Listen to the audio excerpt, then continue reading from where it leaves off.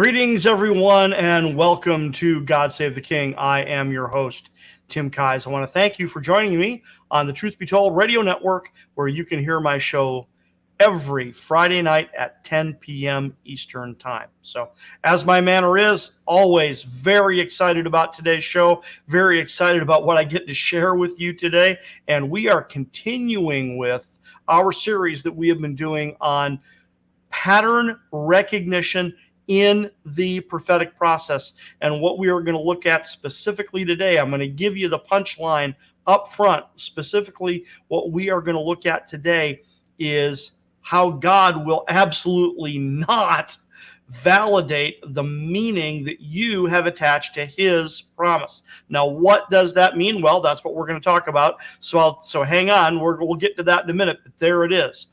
God will not validate the meaning that you have attached to his promise. And that is part of pattern recognition in the prophetic process. And we're going to spend a good portion of today's show talking exactly about that so that we can see the pattern, because that's the whole point. Why pattern recognition? What is the point of pattern recognition? The point of pattern recognition is that so that you can recognize the pattern in the stories in the Bible, so that then you can recognize the pattern in, guess what? Your life. Because if you remember, if you go back a few weeks ago to the early episodes of this series, I mentioned the fact that I was the Bible teacher at a church, at a small church, a couple decades ago. And at a church picnic, a couple came up to me and said, "Hey, can we ask you, a Bible question?" And I was expecting it to be more like a Bible trivia question, not a really in-depth, personal, prophetic process, how God works with you, kind of question. And they said, when God gives you a promise, does that mean it's going to happen no matter what? Because that's kind of how it appears in Scripture. I mean, we're talking about 4 predominant stories here. There's many more. You can take this template. See, that's the point. It's a template. It's a pattern, right? You can take this template and you can lay it over pretty much any significant person's story in the Bible and see the pattern. Now, some of them are way too brief. It's very hard to see it in the ones that are super brief, but in the ones that have any kind of length to them. And of course, the big 4 that we are using are Abraham, Joseph, Moses, and David. But if you lay this template over their lives, you can see this, right? But what we see, of course, is we see God give the promise to these men, and then it takes years and years and years and years before the promise is manifest or delivered or fulfilled, whichever word you want to use. So why is that? Well, that's what we're going to talk about today. But in each of these stories, right, with Abraham having a son, with Joseph with his brothers bowing down to him, with Moses and delivering the children of Israel from bondage in Egypt, and then David with becoming king, even though it takes decades for these things to come to pass, they did always happen. Hence the question, when God gives you a promise, does that mean it's going to happen no matter what? Well, unfortunately, the answer to that is, oh my God, no. Oh my God, no. Does that mean it's going to happen no matter what? No, absolutely not. It doesn't mean that. We can blow it, is really what happens here, because what that promise is that is God inviting you into a process, right? And what we think, see, and the reason that question was formulated that way and from these stories is because, like I said, it appears as if it's going to happen no matter what, that God is just going to sovereignly step in and make it happen. And I assure you, that is not what is going to happen. He's not, and he might. Now, don't get me wrong. I should probably, use a giant disclaimer here and say, that doesn't mean that he won't do that. He might, but you've got real problems with that we're going to talk about today. So here we go. Let's get into it. Let's just jump right into this. Let's take a couple minutes here, try to give you a very quick background of where we've been. So number one, it all starts with God's eternal purpose and ultimate intention, which is to create his Ezer Kenegdo, his perfect counterpart, the human race, and that his eternal purpose and ultimate intention is to dwell with, air quotes, to dwell with his creation eternally, that we are supposed to live in vital union with our Creator as his Ezer Kenegdo, as his perfect counterpart. He's the invisible God. We are his visible creation. He is immaterial. We are material. He is celestial. We are terrestrial. So it's the opposite, but it's the perfect counterpart. It's the Ezer Kenegdo. So that's God's eternal purpose and ultimate intention. Now, a big piece of that puzzle, however, is free will. And because we are created in his image, right? Well, he has free will. We have free will. He created us in his image. Okay. So now this, of course, is where humanity screwed up, right? Because we are created in his image and because we have free will, he created us to choose to love him. And that's also, this is in past episodes, this is the nature of what love is. Love is only love when it is freely given and is other-centered. Okay, you can't compel love.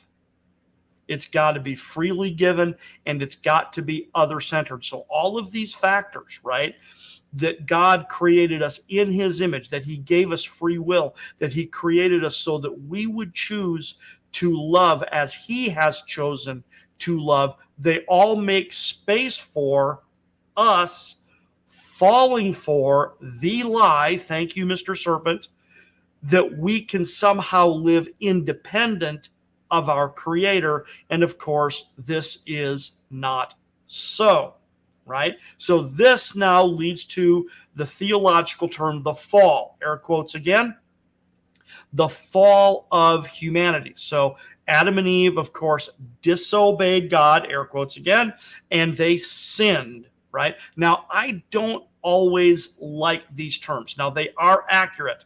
Do not make the mistake here that I'm saying I don't like them because I say they're not accurate, because they are accurate. Adam and Eve did disobey. Adam and Eve did sin. But I think sometimes we over-focus on certain portions of the definition of what a word means, while we underfocus or ignore other portions of what the same word means. So we often focus on sin, here we go, air quotes, as a moral failure and not as a potential dysfunction or a kind of corruption. And by corruption, I don't mean moral failure necessarily. I mean the kind of corruption that affects something from operating properly, right? If you've got a machine, if you've got an engine and one of the pieces isn't working right, or if the lubricant isn't functioning or the coolant isn't functioning or something like that, then you've got a dysfunction. No wonder the motor doesn't operate correctly. See, so that's what I'm driving at here, is that sin is not always exclusively a moral failure where we know what we're supposed to do, we just choose not to do it. That's not always the way it works. Sin is also a dysfunction. It is a corruption where the mechanism, the organism is corrupted in such a way that it cannot function properly. Now, a lot of people don't like it when we talk like this because they want sin to be a moral failure so that they can be judgmental. And, they hate the idea that sin can be a result of a dysfunction and therefore that there's some type of, frankly, rational explanation for why things happen a certain way. Now, this is not to make excuses for it, but it is to help explain it. It is to help explain it because a lot of times when we have a good explanation of how and why something happens a certain way, then we can look at it and go, oh, Well, if that's how and why it happens, then that's fixable. See? Whereas if you don't have a good explanation, sometimes it's very difficult to understand that a thing can be fixed if you don't have a rational explanation for how it got broke, right? So anyway, but that's why I am focusing for now on sin as being more of a dysfunction, a brokenness, and imperfection, that it's separation from God, it's independence from God. So the fall of humanity, that's the theological term, resulted in separation from God, which has created a kind of dysfunction that we literally cannot operate properly when we are separated from God. So therein lies the rub, okay? The natural consequence of the fall, the natural consequences of the fall, the natural consequences of separation from God affect our lives more significantly right here and right now in practical ways than we often recognize or are willing to admit. Now, let me repeat that because that's really important. The natural consequences of the fall, the natural consequences of separation from God, affect our lives significantly right here, right now, in practical ways that we often fail to recognize or are willing to admit. And the reason I repeated that for emphasis is because I just told you what the number one feature of our dysfunction is, which is the failure to recognize it or the willingness to ignore it or deny it. So there's a lot of different words that fall in this category. You can call it ignorance, you can call it rationalization, you can call it denial, you can call it deception, you can call it self-deception. These are all in my opinion, the most significant prevalent feature of this dysfunction is that we don't want to admit that it's a dysfunction, right? We don't want to admit that we're broken. Now, there's good reason for this. However, right, there is a semi-rational reason why we don't want to admit it. And that is because taking a good, hard, objective look at our condition is extremely uncomfortable. What do you mean I'm broken and I can't fix myself? Uh-oh. Well, that's horrible, right? But where that's, see, obviously, logically, where that's supposed to lead you is to cry out to God. Lord, I've fallen and I can't get up. I'm broken and I can't fix myself. I can rely on you and only you. I can't rely on myself in any way, shape, or form. But the problem is that is, man, that's a hard one to overcome. That because, like I said, it requires to objectively look at yourself and go, wow, yeah, I'm a mess, right? And the only way this can be solved is by God. Okay. So then, so see, denial, right? Denial can enter in immediately, and it does enter in immediately, and then it can come back around at every conceivable opportunity. So I believe it really truly is the most significant part of the consequences of this dysfunction is denial and rationalization and the capacity for self-deception. All right. Now, then there is the fact that we do not live alone. We live in families, in communities, in societies, and states and nations that are all compromised, right? And they are all comprised, pun intended, of other dysfunctional people and other dysfunctional systems. And that's, of course, not to mention that we have an enemy called the devil, right? Because we've all heard in church, we've all heard about the flesh, the world, and the devil. And that is what we're talking about. What we're really talking about here is the flesh. That's what we're talking about. We're talking about the flesh, right? And for the moment, we're not putting a lot of emphasis on the world or the devil, but they are there and they are part of the equation. Because if you've got an entire world full of broken people, well, then no wonder that the systems of the world are as dysfunctional as we are, okay? And then, of course, what this does is this compounds the dysfunctional condition. It compounds the dysfunctional condition. And this amplification or magnification or compounding of our dysfunctional status is what we call the wound. We get hurt by other people. We hurt other people, and other people hurt us. And this is what I'm going to refer to as the wound. Our dysfunctional nature is what I refer to as shame. It's what the Bible refers to as shame. It's this inherent awareness that something is really wrong and that we're broken and that we can't fix ourselves, right?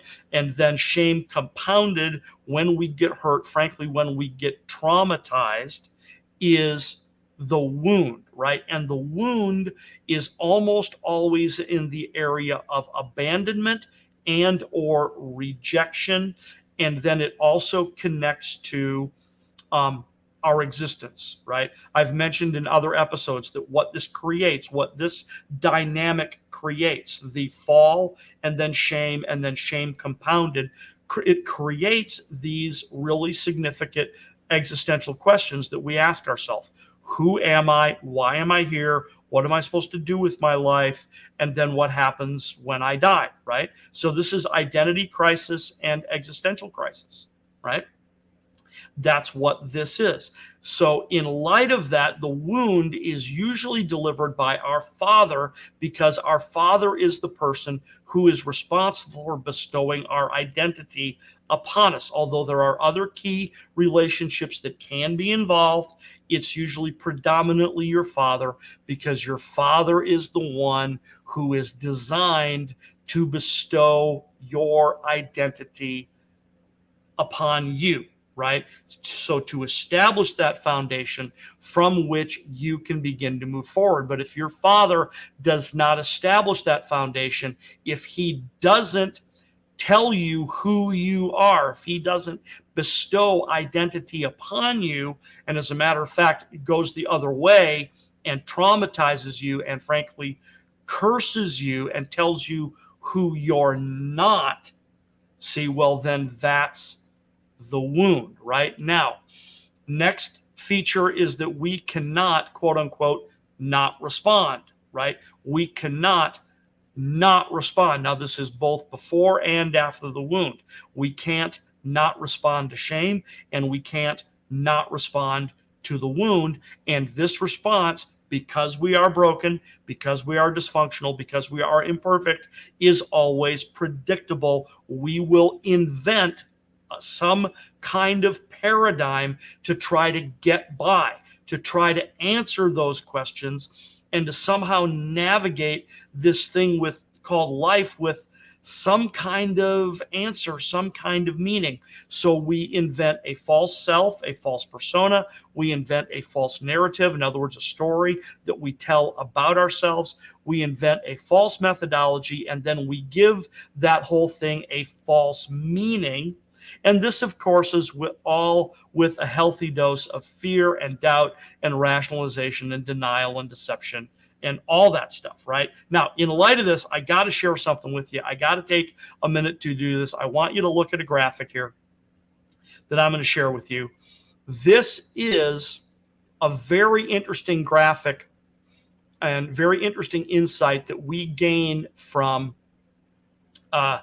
Genesis chapter 5, right? And I'm going to burn through it. You can pause it and read it carefully.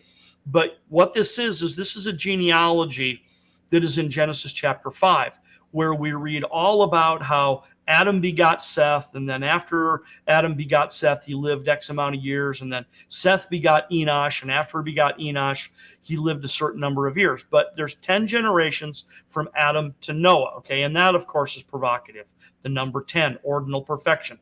Adam begot Seth, who begot Enosh, who begot Cainan, who begot Mahalaleel, who begot Jared, who begot Enoch, who begot Methuselah, who begot Lamech, who begot Noah. Now, if you translate the names of these men, you not surprisingly get a sentence, and that sentence reads, "Man is appointed mortal sorrow, but the blessed God shall come down, teaching that his death shall bring those who despair rest." And look at that, my word, look at that in light of what I just said. Man is appointed mortal sorrow. That's existential crisis. That is existential crisis, that we are mortal and that we know it and that we're going to die and that you can't stop it. Okay? Man is appointed mortal sorrow, but the blessed God, see, we can't fix it, but the blessed God shall come down, teaching that his death shall bring those who despair comfort or rest, because we despair. If you have an existential crisis, what do you have other than despair? Right? See, so we cannot help but respond. And like I said, we respond with this false paradigm of false persona, false narrative, etc. Right? But here's the great part. God, however, cannot allow our false response to stand for a wide variety of reasons. He must intervene. If his eternal purpose and ultimate intention is to dwell with his creation, then he must intervene. And that's where we are at. I'm sorry that it took this long to rebuild the foundation here, but that's where we're at with regard to the pattern recognition, because what we have already reviewed is the wound that each of these men had and then how they responded. Well, now we are to the place where God is going to intervene. But how God intervenes is really, really, really provocative. How he does it, because when you take, here you go again, when you take a very objective look at what God is doing, number one, it's extremely cunning. It's extremely cunning. It's the wisdom is extraordinary, but it also can appear to be rather cruel. But that is because he must thwart that false paradigm. He has to thwart that false paradigm, and that is because, and that's where we're getting the title of today's episode, and that is because he will go to great lengths to not validate that false paradigm. See, because in response to our shame and then in response to our wound, we invent false persona, false narrative, false method, and then we attach a meaning to it, right? We attach a meaning to it. When XYZ happens, then I will ABC. We attach a meaning to it. He cannot allow that to stand, because he can't have it look like he is validating our false paradigm, right? So here you go. Quick review again. Abraham's wound, no children. So what's the false paradigm that he invented? When I have a son, when I have an heir, then I will have my father's approval, plus the approval of myself. I'll approve of myself, and frankly, I'll have God's approval as well, right? So the wound, no children, the story he made up, when I have children, then I will be acceptable, right? Joseph's wound, his brothers hate him and they want to kill him, right? So what's the false paradigm he invents? When my father makes me his heir, then I will be head of the family and my brothers will have to respect me. See, there it is. He's inventing a paradigm. That's Joseph inventing it, right? Then you have Moses' wound. What is Moses' wound? What's Moses' wound? He's abandoned by his parents, right? And he's raised in a foreign household. He is an orphan, okay? He has a massive identity crisis, including ethnic rejection. His own people, you're not one of us. You have no idea what it's like to one of us. You were raised in in the throne room. You were raised with all the money in the world and the best food and the best resources and the best tutors and everything. You don't have no idea what it's like to be a slave, right? You're not a real Jew. You're not a real Hebrew. So what does Moses invent? Moses invents, I will rescue my people. And when I do, then they will accept and celebrate me for who I really am. Then I will have my identity, right? And then last but certainly not least, we have David, right? What is David's wound? Well, Jesse does not consider him significant enough to even bother bringing him before Samuel, right? Samuel shows up to anoint one of Jesse's sons king. What does Jesse do? Well, David, you don't even need to show up. You don't need to be here. You're only good for watching sheep. You'll never amount to anything. See, there it is. You're only good for watching sheep. David's false paradigm, I will become a great man. I'll show him I will become a great man. And think of here, I live in the United States. Maybe you're watching this overseas, but think about when we are children and we are quote unquote dreaming about what we're going to be when we grow up. And there's always that one kid who says, I'm going to be president, right? And for someone, they do become for some little kid who dreams of becoming president, he actually does become president. So that's what's going on in David here. I'll show him I'll be king one day. I'm going to become president, right? He has dreams of becoming king, right? But that's from him. This is all in response to the shame and the wound. God has not intervened yet, okay? But God is about to, okay? God is about to intervene, and this is where, pardon the cliche, but this is where the rubber really meets the road, okay? God is going to intervene, but he's going to intervene in a manner that is very cunning and appears to be, frankly, very cruel, because what's going to happen here is God is going to make them a promise that is strikingly similar to what they are already thinking. See, now this, of course, gives rise to the notion of, well, then how were they thinking that? And then now God is going to, okay, and we won't go there. I'm not going to try to explain that today. You can chew on that one, okay? Where did these men get these ideas? Because in each of these narratives, it's very clear that God has not given them this idea yet, that we're supposed to come away with the idea that they thought of this themselves, right?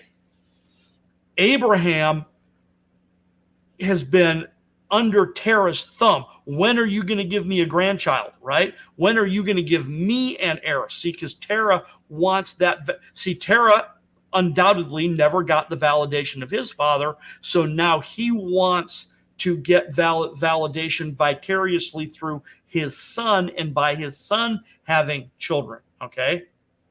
And this is partly because one of Terah's sons died. We're told in Genesis 11 that Terah has 3 sons, and that one of them, Haran, right? I meant, by the way, I misspoke last week. We talked about this last week, and I said it was Nahor. It's not Nahor, it's Haran. Haran dies, but Haran is the one who has Lot, right?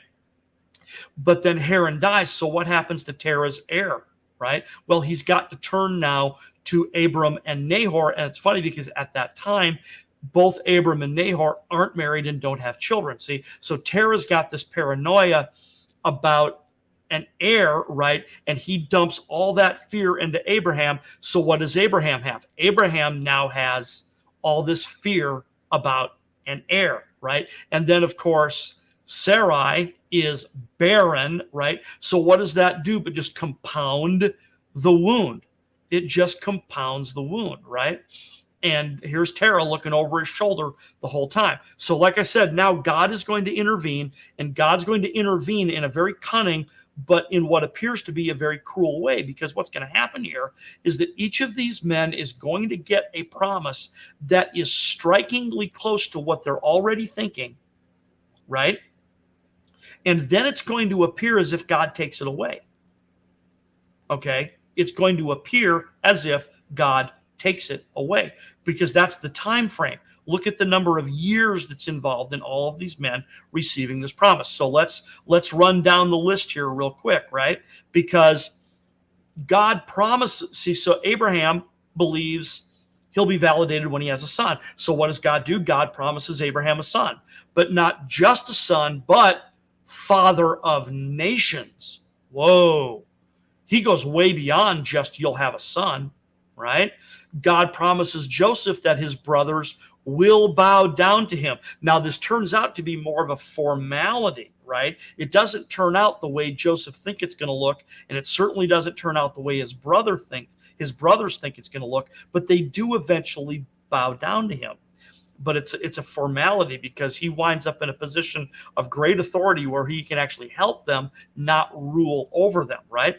And then God promises Moses that he will rescue the Hebrews from bondage in Egypt. So the promise is lining right up with what's going on here. And of course, finally, God promises David that he will be king, but not just any king, the greatest king Israel will ever know, apart from the Messiah himself.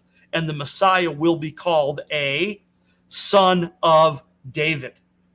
Wow, right?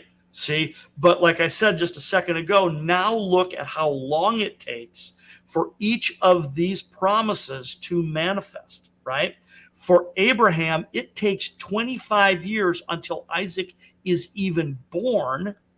And then it takes an additional 37 years until Isaac has children himself. Because remember, the promise is that you will be the father of nations, and that Abram has inherited this same fear that Terah dumped into him, which is not just that he will have a son, but that his son will have a son, and that his lineage will continue. See? So if Abraham is going to be the father of nations, that's not really complete until Isaac has children. And of course, Isaac gets married, and what happens with Rebekah? Rebekah is barren, right? So it's the compounding of the shame and the wound just over and over and over again.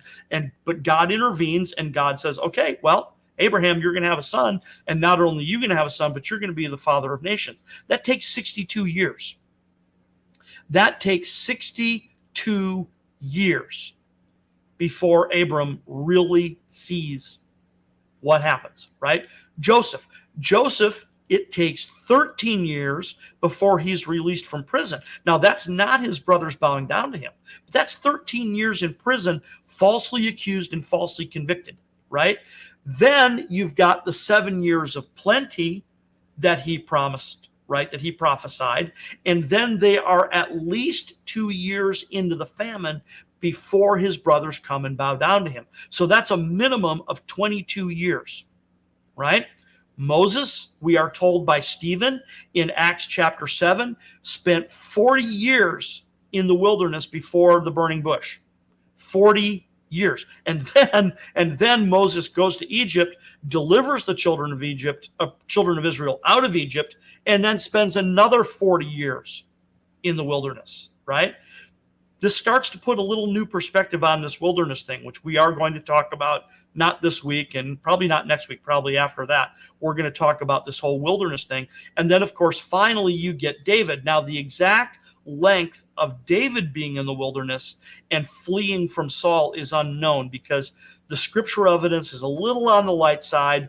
It does appear that it's a minimum of about 10 years, but possibly as much as 15 or 20.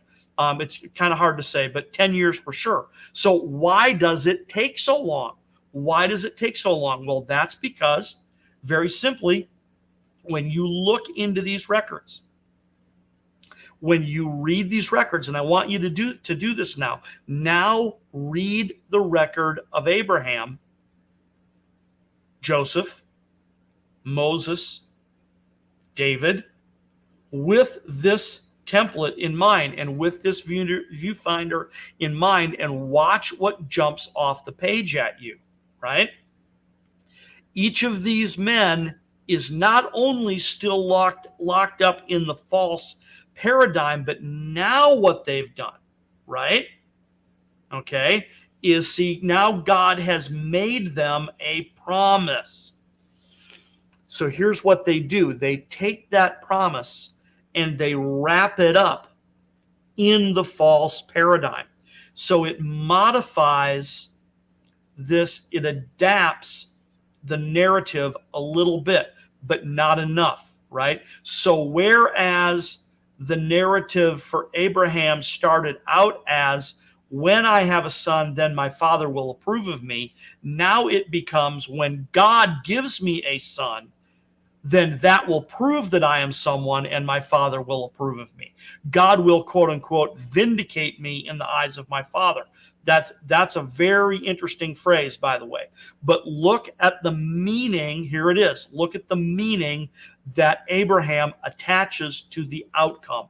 When God gives me X, then I will be Y, right? See, and the whole point here is that God wants to deliver the promise out of your identity. He's not going to give you the promise to create the identity. He needs us to recognize that we have the identity. Then he can give us the promise. So what he is not going to do, and hence the title of today's episode, is he will go to great lengths to not validate the meaning that we have attached to his promise. So do you have a promise from God? Is it falling apart every time you turn around? Is it not happening? And you're crying out to God going, what the heck is going on here? How come it never happens, right? Well, it's because of the meaning that we attach to the outcome. God promised me X, so when God promises me that, see, then that will prove, when God delivers on his promise, then that will prove that I'm really someone.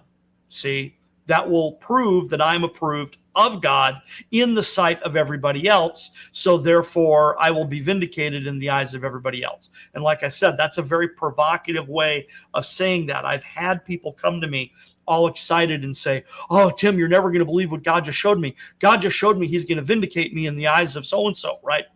And I've always responded to that going, ooh, that's really interesting, because I don't doubt that God showed you something, but I'm not really sure that what God showed you is that he's going to vindicate you. Okay. Now, what's interesting is that from a certain point of view, from a certain angle of perception, that kind of is what God is going to do, but he's not going to do it the way we think. He's not doing it the way we think, and he's certainly not going to do it under our terms, according to our terms. That's, my good friend Wayne Jacobson told me this years ago. He said, God wants to give you the desires of your heart, but what he is absolutely not going to do is give them to you according to your terms. And this is just another way of saying that exact same thing. God will go a long way to thwart your false narrative and the false meaning that you have attached to his promise, right? And that all comes from this fallen place. This all comes from the flesh, where we are still denying and rationalizing and deceiving and self-deceiving, see? And then we take God's promise and we wrap it up in this false narrative and we change it into something that God does not intend. So he will go a long way towards making sure that he does not validate the meaning that we have attached, right? So whereas Abraham thought, when God gives me a son, that will prove I'm somebody, right? See, so he initially thought, like I said, when I have a son, then my father will approve of me. Now it becomes, when God gives me a son, then I'll really be somebody. With Joseph, when my father makes me his heir, then I will be the head of the family. My brothers will respect me. Well, now it's become, when God makes me my father's heir, right? Then my brothers will respect me, right? Once again, noting that the bowing down was really more of a formality. It never looked the way either Joseph or his brothers thought it would, right? Moses, instead of I will rescue my people, now it becomes when God makes me the deliverer of my people, then they will accept me, right? The meaning attached to the outcome. And the fact that he spent 40 years in the wilderness means it took him 40 years to get that through his noodle, that was not correct, right? Because eventually we are told that Moses is called the most humble man on the face of the earth, right? He didn't get there overnight, okay? And Moses was certainly not the most humble man on the face of the earth when he killed that Egyptian. It took 40 years on the backside of the desert to make Moses the most humble man on the face of the earth, right? And then finally, David, I will become a great man. He has dreams of being king, quote unquote, dreams of being president. That's a really good way to think of that, right? Then he says, well, when God, now he changes it because he gets the promise. He gets the promise. He gets anointed king, for crying out loud. He gets anointed king, right? So now he can't help but think, well, when I become king, then that'll prove it to my dad and to my brothers. See, right?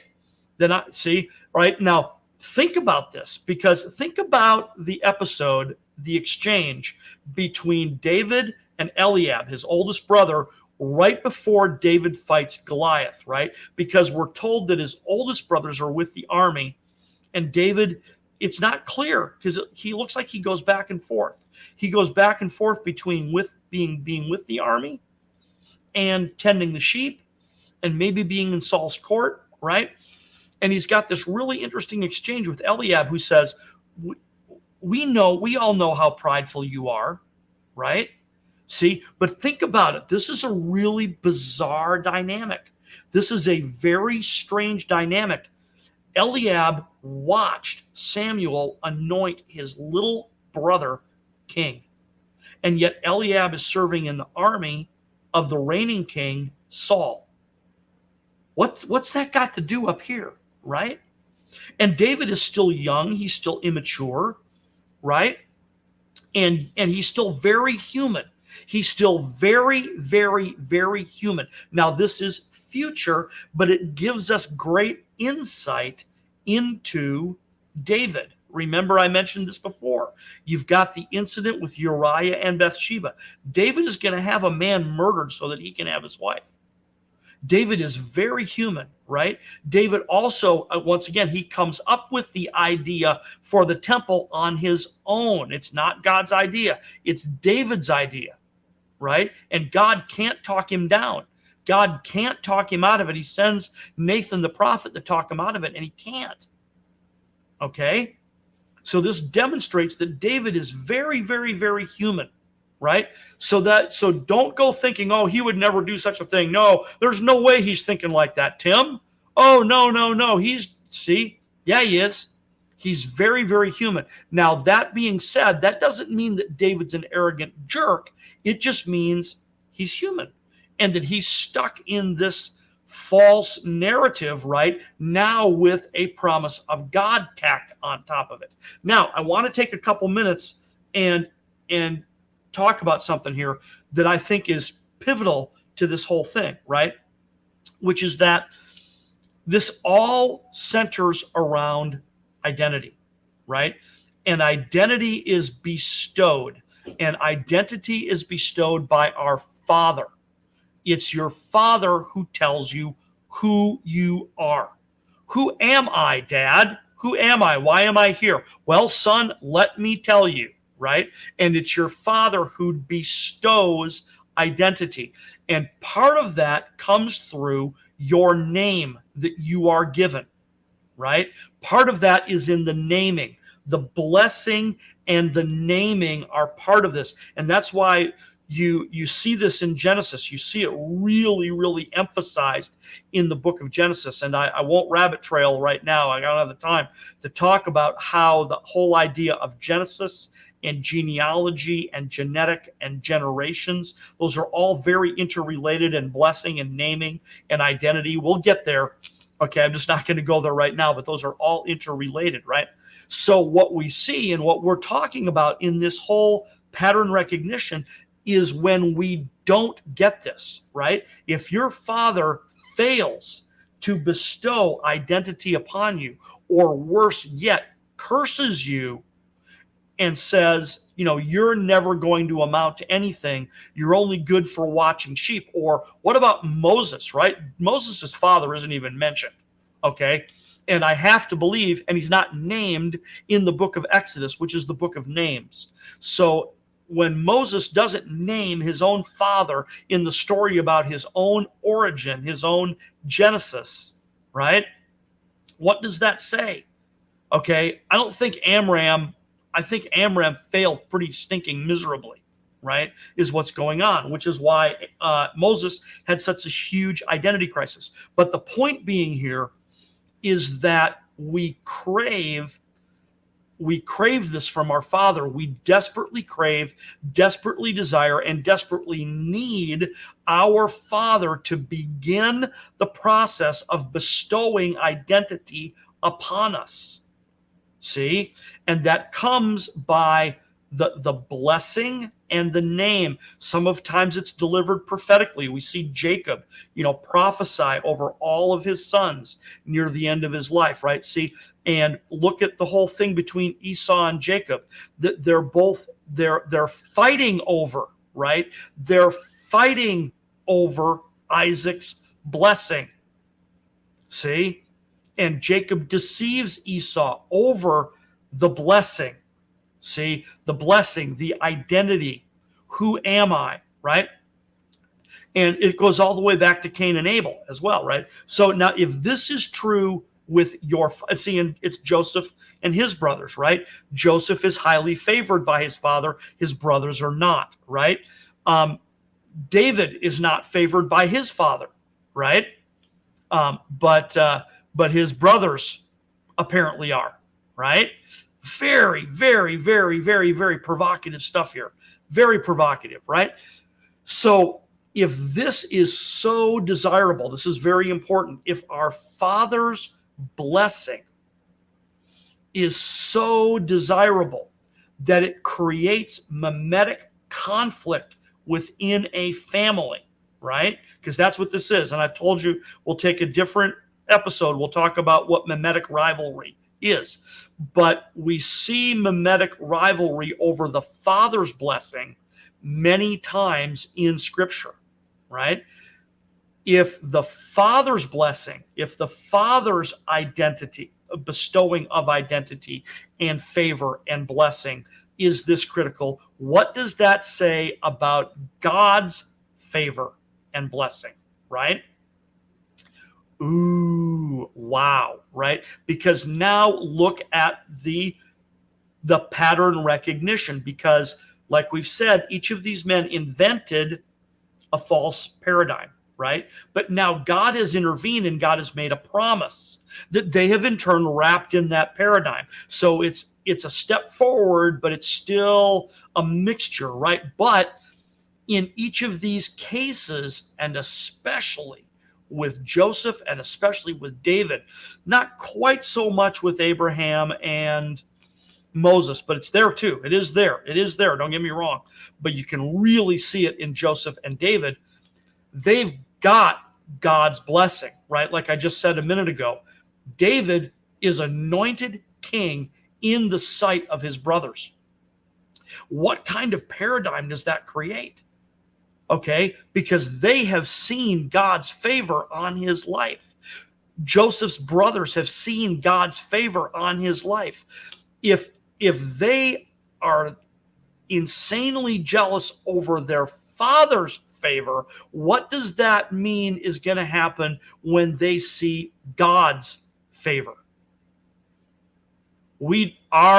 Our flesh does not like that. You want to see people squirm? You want to see your family and friends squirm? You watch when God's favor lands on you. You watch. When God's favor lands on you, right?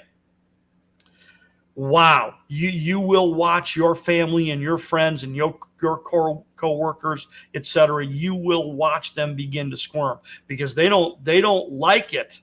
And especially if they're still stuck in their false paradigm. See, when the idea should be they should be looking at you and going, "Oh, there's hope for me.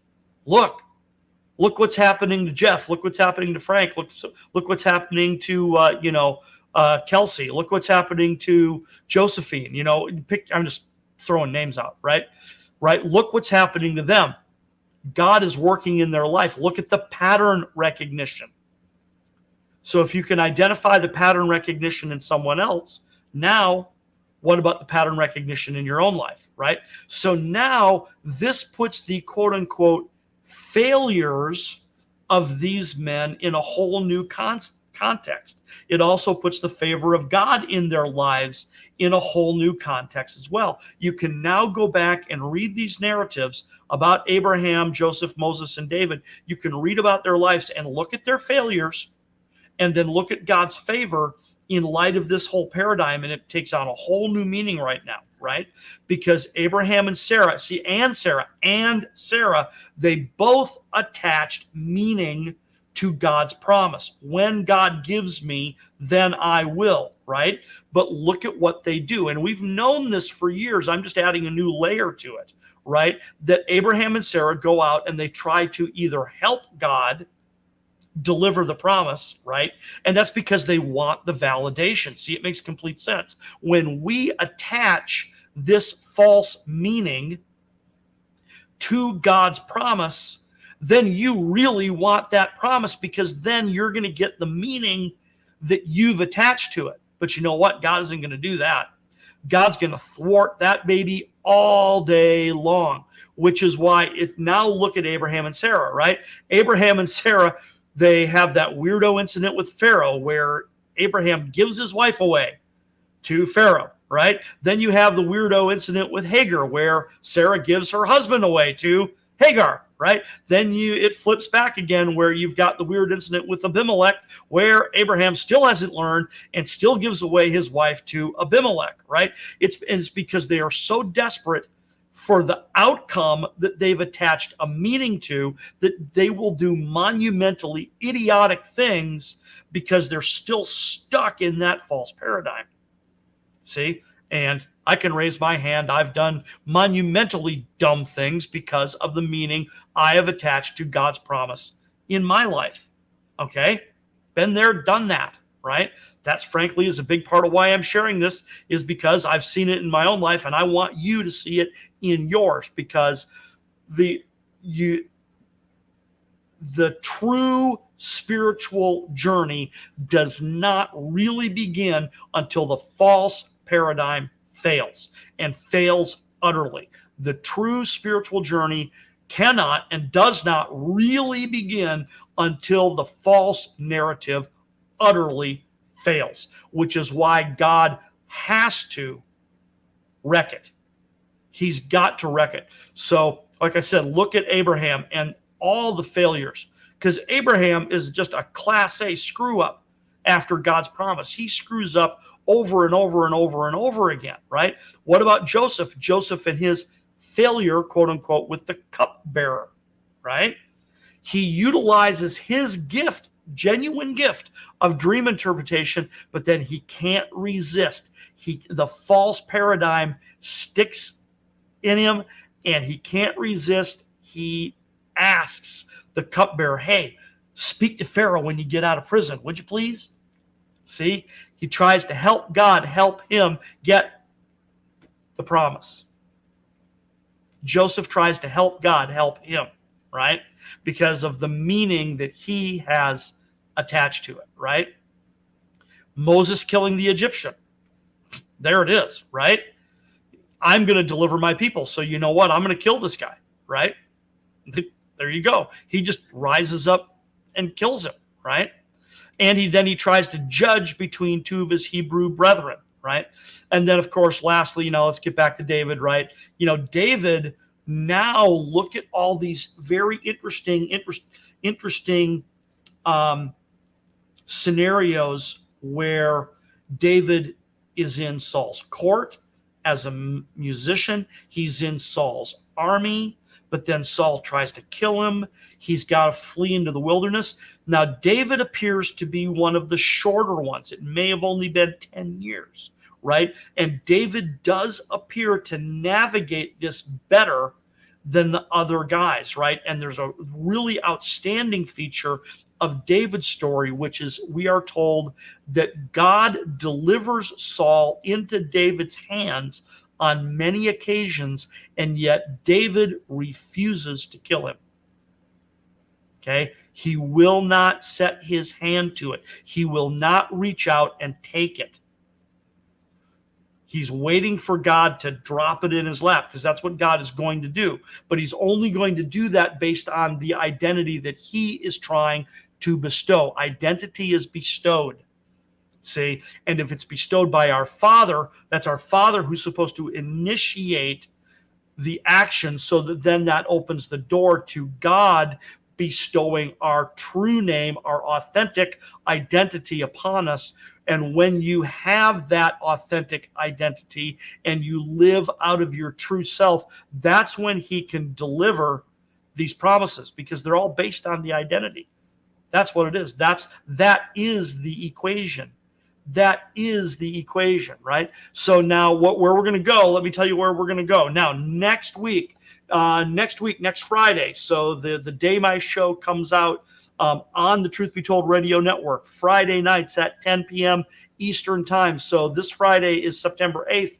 Next Friday will be September 15th. September 15th is the beginning of Rosh Hashanah, the Jewish Civil New Year, which is the day we commemorate the birth of Jesus of Nazareth, because he was born on Rosh Hashanah, September 11th of 3 BC. So next week, we're going to do a special episode talking all about that. But then after that, the week after, we're going to go back to pattern recognition in the prophetic process, and we're going to talk more about the death of the promise, the necessity of death and resurrection in anything God touches, because God really only has one way of doing anything, and that is called death and resurrection. So, ladies and gentlemen, I am Tim Kise. I am the host of God Save the King. Thank you for joining me on the Truth Be Told Radio Network, where you can hear my show every Friday night at 10 p.m. Eastern Time. God Save the King.